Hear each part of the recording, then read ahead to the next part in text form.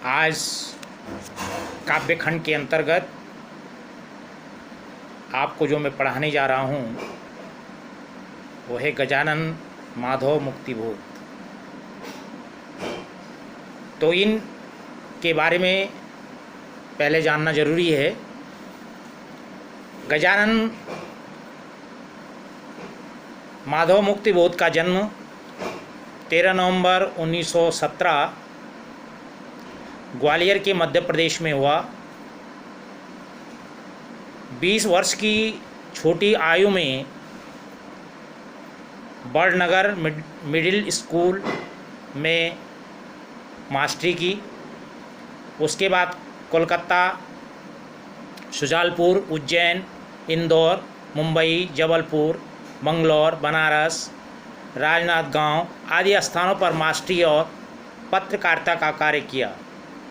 इनकी प्रमुख रचनाएं भूरी भूरी खाक धूल, चांद का मुंह टेढ़ा है, ये इनका कविता संग्रह है। कवि का सपना, विपात्र, सतह से उठता आदमी इनका कथा साहित्य। नई कविता का आत्मसंघर्ष, कामैनी, एक पुनर्विचार, नए साहित्य का सौंदर्य शास्त्र एवं साहित्य की डायरियाँ, आलोचना, भारतीय इतिहास की संस्कृति। निधन 11 सितंबर 1964 को इनका नई दिल्ली में निधन हो गया। अब इन्होंने जो काव्य के माध्यम से आपके सामने रखा, सहर्ष स्वीकारा है। जिंदगी में जो कुछ है, जो भी है, सहर्ष स्वीकारा है, इसलिए कि जो कुछ भी मेरा है वो तुम्हें प्यारा है। गर्वीली गरीबी ये गंभीर अनुभव सब, यह विचार वैभव सब, दृढ़ता यह भीतर की सरिता, वह अभिनव सब मौलिक है। इसलिए कि पल पल में जो कुछ भी जागृत है, अपलक संवेदन तुम्हारा है। यहाँ पे सहर्ष मैंने खुशी से स्वीकारना, अपनाना। तो प्रस्तुत काव्यांश हमारी हिंदी की पाठ्यपुस्तक आरोह भाग 2 के अंतर्गत आधुनिक प्रयोगवादी कवि गजानन माधव मुक्तिबोध द्वारा रचित सहर्ष स्वीकारा है नामक कविता में अवतरित है। प्रस्तुत काव्यांश में कवि ने जीवन में प्रत्येक परिस्थिति को सहर्ष स्वीकारने की स्वीकृति दी है। कवि क्या कहते हैं? मेरे जीवन में जो कुछ भी प्राप्त है, मेरे जिंदगी में जो कुछ है, जो भी है, वो सहर्ष स्वीकारा है। उसको मैंने सहर्ष रूप में स्वीकार कर लिया है। मेरे जीवन में जो कुछ भी मुझे प्राप्त हुआ है उसे मैंने खुशी से स्वीकार कर लिया है। दुख या सुख, चाहे मेरे जीवन में कुछ भी मिला हो, उसे मैंने अपनाया। जो कुछ भी जीवन में मुझे प्राप्त हुआ है, वास्तव में सब कुछ तुम्हारा है, तुम्हारा ही दिया है, जिसने मुझे जीवन को जीने की प्रेरणा दी है। कहते गर्भयुक्त गरीबी और गरीबी में मिले समस्त अनुभव, मेरे विचार रूपी वैभव, मेरा हर परिस्थिति में दृढ़ बने रहना, मेरे अंदर के भावों की बहती सुंदर नदी, यह बिल्कुल वास्तविक एवं सत्य है। मुझे मौलिक है इसलिए पल पल में जो कुछ भी जागृत है, अपलक संवेदन तुम्हारा। मौलिक कहते हैं वास्तविकता के लिए, बिल्कुल वास्तविक एवं सत्य है।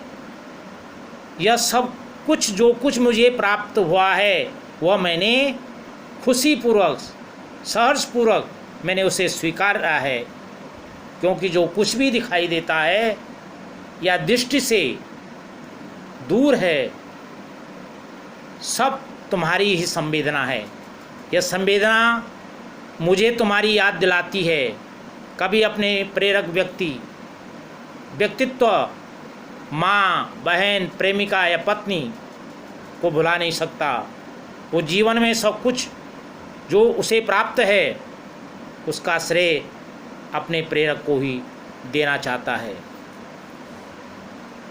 दूसरा है, जाने क्या रिश्ता है, जाने क्या नाता है।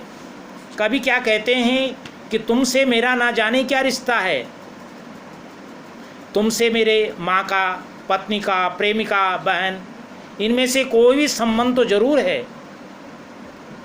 जितना भी उंडेलता हूँ भर भर फिर आता है। जितना भी मैं उसे भुलाने का प्रयास करता हूँ, भुलाना चाहता हूँ, उतना ही मेरा हृदय तुम्हें अधिक याद करता है।